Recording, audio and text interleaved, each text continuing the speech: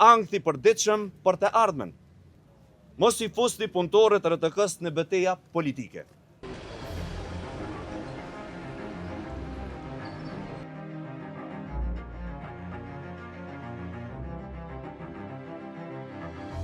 Radio Televizioni Publike i Kosovës, ose ndryshe RTK, gjatë ditës së sotme mban protestën e tretë me radhë, protestë kjo që vjen si shenjë e pakënaqësisë për mos ekzekutimin e pagave tashmë e 13 ditë. Për ndryshe, ata kanë paralajmëruar që nga dita e hënë do të hyjnë në grevë prej orës 11 deri në orën 12. Pra përgjatë një ore nuk do të transmetohet asgjë ose nuk do të punojnë punonjësit e RTK-s.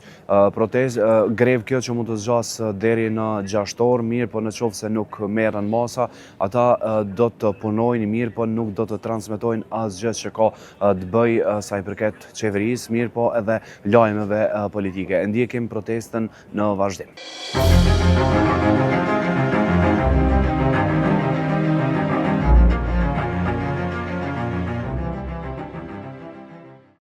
Kjo është protesta jone e tretë dhe për këtë vit, dhe për fat keq nuk ka ndryshuar asgjë nga hera e kaluar. Gjendja në RTK është përkëtësuar ndërsa institucionet vazhdojnë të heshtin. Mbi 700 familje të punonjësve të RTK-s po përballen çdo ditë me probleme për mbijetesë. Presionin nga bankat, vështirësi për të paguar faturat e energjisë, ankthi përditshëm për të ardhmen. Kjo nuk është thjesht më krizë ekonomike, është krizë e identitetit. Dua të them qartë, kjo situatë mund të zgjidhet menjëherë pa asnjë vonesë me një vendim të kryeministrit në detyrë, zotit Albin Kurti.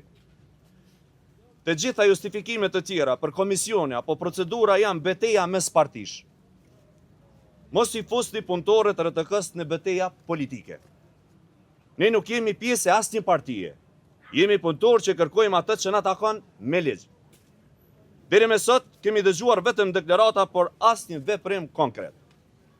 Prandaj, i bëjmë thirrje publike kryeministrit në detyrë Kurti që të veprojë ashtu si herën e kaluar dhe të mundësoj zgjidhjen e menjëhershme të situatës. Për më tepër, është e papranueshme që punëtorët e RTK-s nuk kanë marrë asnjë ftim nga ish menaxhmenti. Ju falenderoj të gjithëve për pjesëmarrje, juve mediave posaçërisht, kryetarin e BSPK-s, të Zbashkut, kryetarin e AGK-s, shoqërinë civile në zonën Flutra Kusari dhe gjithë kolegë.